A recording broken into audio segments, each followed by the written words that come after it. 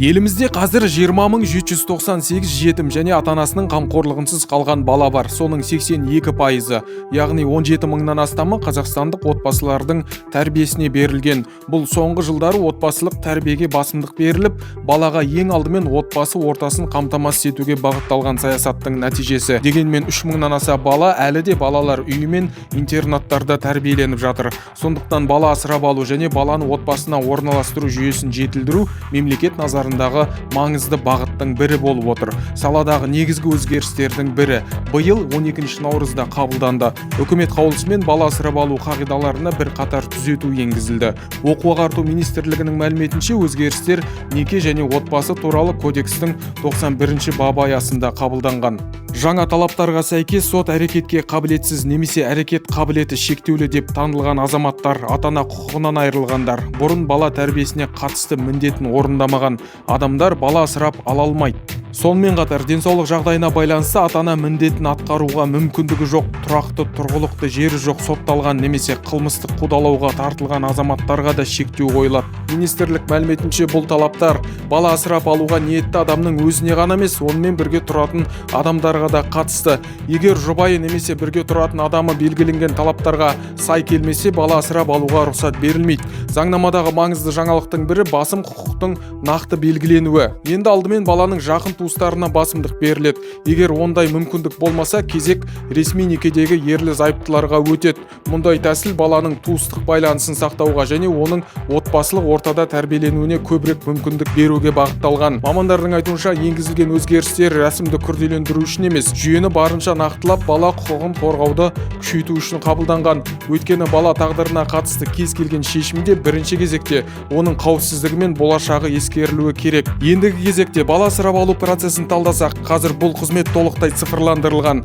Өтініш egov.kz порталы арқылы қабылданады. Құжат тапсырылғаннан кейін қорғаншылық органдары оларды қарайды. Кейін арнайы комиссия үміткердің тұрмыстық жағдайын бағалап, жетім балалардың республикалық деректер базасына кіруге рұқсат беру немесе бас тарту туралы шешім шығарады. Рұқсат алған азаматтар балалар туралы ақпаратпен танысып, өзіне сәйкес келетін баланы таңдай алады. Одан кейін танысу кезеңі басталады. Бұл уақытта бала мен болашақ ата-ананың бір-біріне бейімделуі, қарым-қатынасы және психологиялық үйлесімі ескеріледі. Егер екі тарапта бір-біріне бейімделсе, қамқоршылық немесе асырап алу рәсімі жалғасады. Жалпы процесс бірнеше айға созылуы мүмкін. Бала жаңа отбасына берілгеннен кейін де бақылау тоқтамайды. Асырап алған ата-аналар есеп беріп отырады. Ал қорғаншылық органдары балалардың өмір сүру жағдайын және отбасының ахуалын тұрақты тексереді. Бұл жүйе баланың жаңа ортаға бейімделуін бақылауға мүмкіндік береді.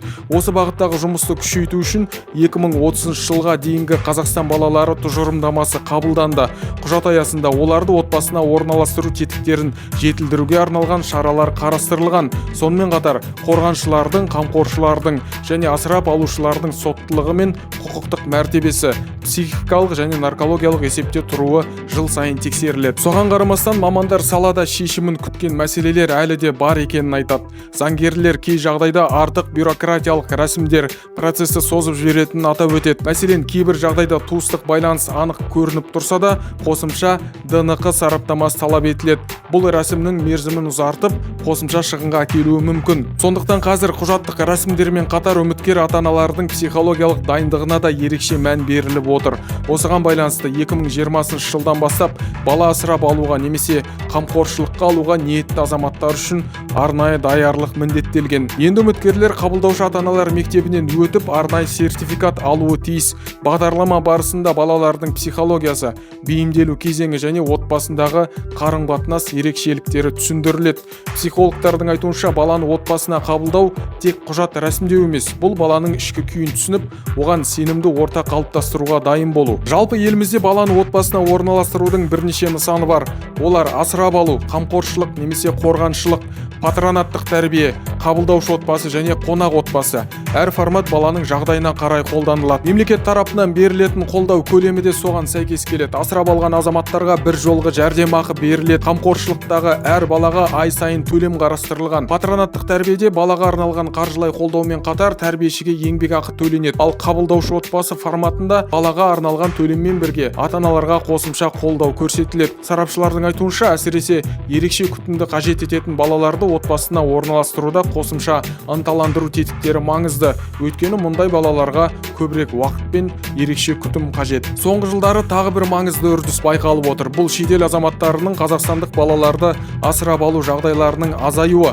Оқу-ағарту министрлігі мұны заңнамалық талаптардың күшеюімен және ел ішіндегі отбасылардың белсенділігінің артуымен байланыстырады. Министрлік мәліметінше, шетел азаматтарына бала асырап алуға тек барлық талап сақталып, баланың мүддесі толық ескерілген жағдайда ғана рұқсат беріледі. Қазір Қазақстанда осы бағытта жұмыс істейтін бірнеше агенттік аккредиттелген. Алайда ішкі асырап алуға сұраныстың артуына байланысты олардың қызметі уақытша тоқтатылған. Бұл үрдіс қоғамдағы маңызды өзгерісті көрсетеді. Яғни қазақстандық отбасылардың балаға қамқор болуға деген жауапкершілігі артқан. Ал мемлекет тарапынан қабылданып жатқан жаңа өзгерістер мен бақылау тетіктері осы бағыттағы жұмысты жүйелемек.